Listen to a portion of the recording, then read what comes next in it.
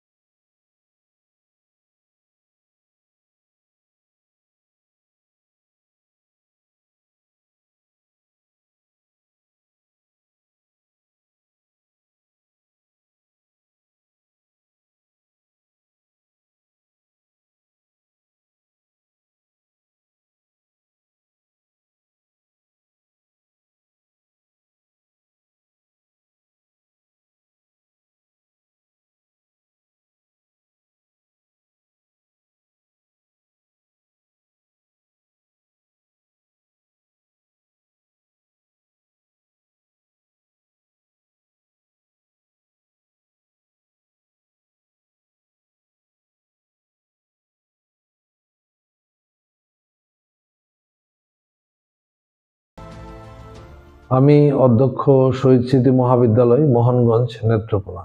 অধ্যক্ষ হিসাবে এই কলেজে প্রায় 2 বছর যাবৎ আমি চাকরিরত আছি।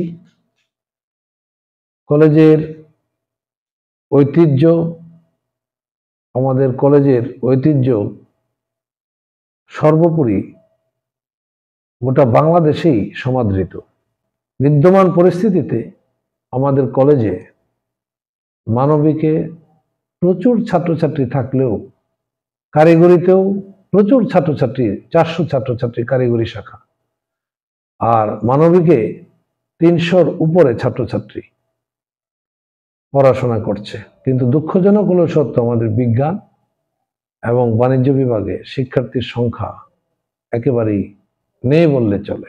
কিন্তু আমরা গভর্নিং বডি থেকে এ বিষয়ে একটা সুস্পষ্ট সিদ্ধান্ত নিয়েছি যে এরকম আমরা ছাত্রছাত্রীদের ফ্রি বেতন করে দেব, তাদেরকে পোশাক ফ্রি দেব, তাদের বেতন ফ্রি করে দেব, এবং যারা এখানে বিজ্ঞান এবং বাণিজ্যে পড়বে তাদের সবকিছু আমরা ফ্রি করে দেব। আমি যদি আপনাদেরকে বলে রাখি, এই বিদ্যালয়টিতে বিজ্ঞান ও বাণিজ্যিক শাখায় একজন করে ঠিক 2 জন শিক্ষার্থী যেভাবে রয়েছেন, সেভাবে 2 জন শিক্ষার্থীকে পড়াশোনা করার জন্য 4 জন শিক্ষক করে মোট 8 জন শিক্ষক কিন্তু নিয়োগ রয়েছেন। আমি প্রিন্সিপাল স্যারের সাথে কিছুক্ষণ আগে কথা বলে একটি বিষয় নিশ্চিত হয়েছি, তারা সবসময় চেষ্টা করে যাচ্ছে এই বিদ্যালয়টিতে বিজ্ঞান ও বাণিজ্যিক বিভাগের শিক্ষার্থী যেন খুব দ্রুত সময়ে যেন বৃদ্ধি পায়। ভর্তি এবং বৃত্তির জন্য যে শিক্ষার্থীরা এখানে আসবে সম্পূর্ণ ফ্রি ভাবে তাদেরকে পড়াশোনা করার জন্য চেষ্টা করবেন। তো এই ছিল আমার কাছে শহীদ স্মৃতি মহাবিদ্যালয়ের সর্বশেষ খবর।